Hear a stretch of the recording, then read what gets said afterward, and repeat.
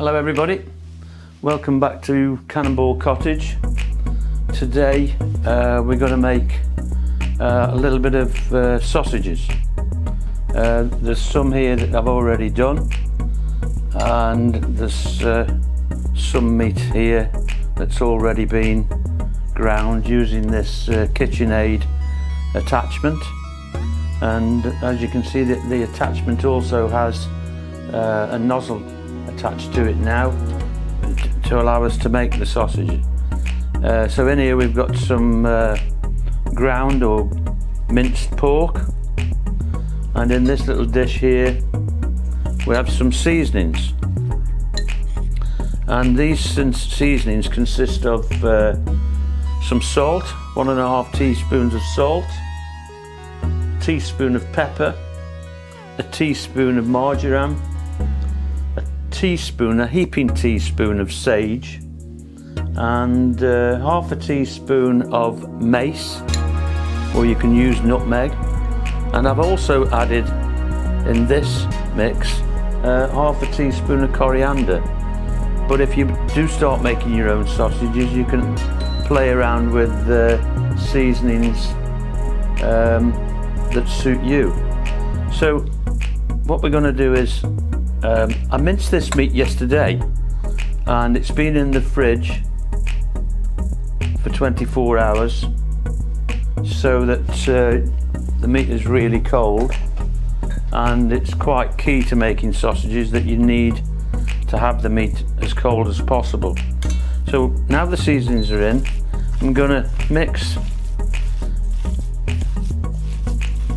this as well as you can. And really, when you're making sausage, the same thing again applies, and that is that once you've seasoned the meat, you should leave the meat to marinate, really, so that the meat takes on these seasonings. But just for this video demonstration, we're going to be doing it straight away. So just keep on mixing, mix it for a few minutes until all of the ingredients are mixed together. Now perhaps you've already noticed that also I'm not adding any breadcrumbs or rusk to this. We're just making a pure meat sausage. Now again, if you wanted to add some breadcrumbs, which then extends the mix, you can, but I prefer sausages without any bread in them at all. So there we go, we've got the meat all mixed, and then we place it on top of the KitchenAid attachment. Then the next thing to do is that we get a tray. I need this other tray here just to support this one, so that when we actually do stuff out the sausage, somewhere for them to fall. And here we have some hog casings. They're natural hog casings, and you then proceed to put this. Well, I'll tell you what I will do. I'll just bring a little bit of meat through, just so that we can just bring it through to the end of the tube here, so that there won't be any air in the actual sausage itself. That's assuming it's going to, there you go, it's just appeared there, look. Right, we take that off there, and then we proceed to put the skin onto the nozzle. And as I said, these are hog casings, natural hog casings, and they've been soaked in water to help it going onto the nozzle. As you can see, they go onto the nozzle quite easily, providing you've soaked them properly. We now sort of tie a knot like so, and then we proceed to start stuffing the sausage.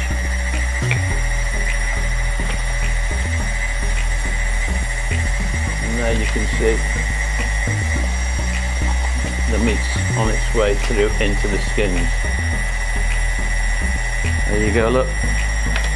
Quite easy. Quite a good little bit of kit this is. It's I'm quite impressed with it really. It isn't too slow.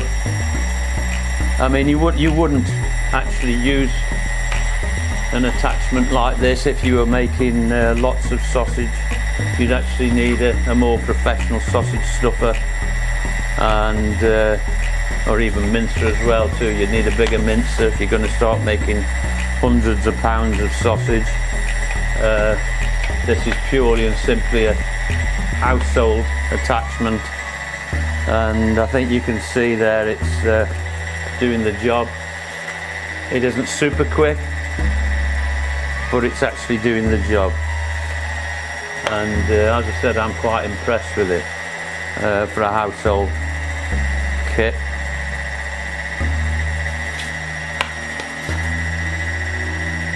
Won't be long, and then we'll show you how to link these sausages.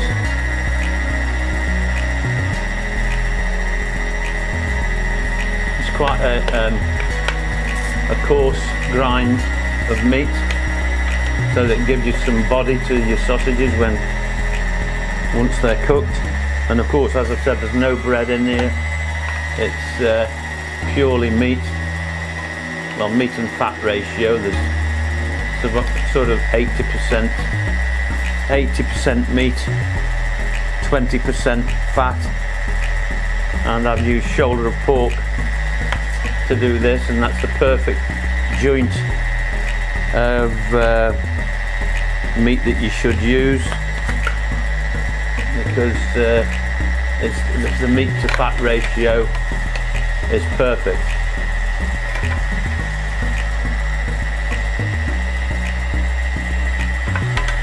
Won't be long now.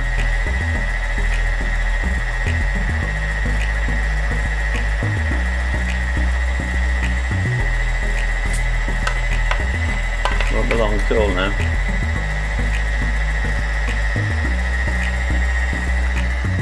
And you see, it's quite a neat little, as I said, a neat little bit of kit.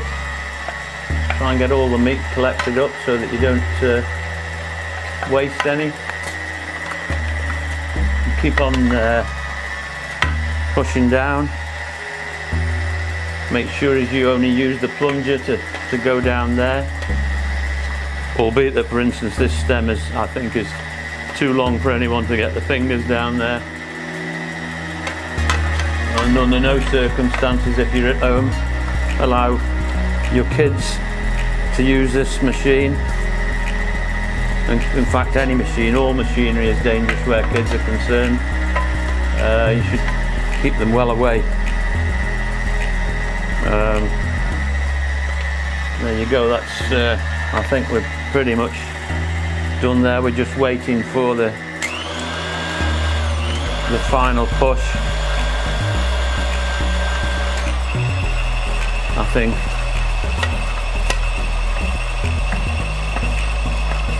There's what's sort of called inside here that runs around, turns around, is known as the worm, and we're just waiting for the meat or the worm to empty and keep on pushing this meat through. I think that's about it. So the next step is we'll get a knife and just cut the skin just there and tie another knot. I forgot to mention this recipe is a Cumberland recipe, Cumberland sausage recipe from quite a long time ago. It's sort of a traditional, an original recipe, and as I said, it's probably a century old. And as I said, it's salt, pepper, marjoram or oregano, a teaspoon of sage, a heaping teaspoon of sage, some nutmeg or mace, and I've actually put some half a teaspoon of coriander in this mix. So anyway, now the method now is to link, is you sort of cross over, decide on what length sausage you want, let's say there for instance, and then you do the same, you judge the same length there, and you just squeeze, turn, open it up, put that one through, turn, and there you go. As you can see, I haven't made much sausage, but you've now got some linked 6-7 links of sausage. And I made these early, and you can see how they're darkening off and drying out. And that's how to make sausages at home. Cumberland sausages here in Cannonball Cottage. If you like what you've seen, please subscribe and give us a thumbs up and share. Oh, and also make a comment and I'll get back to you with any queries that you have. Thanks for watching. Bye.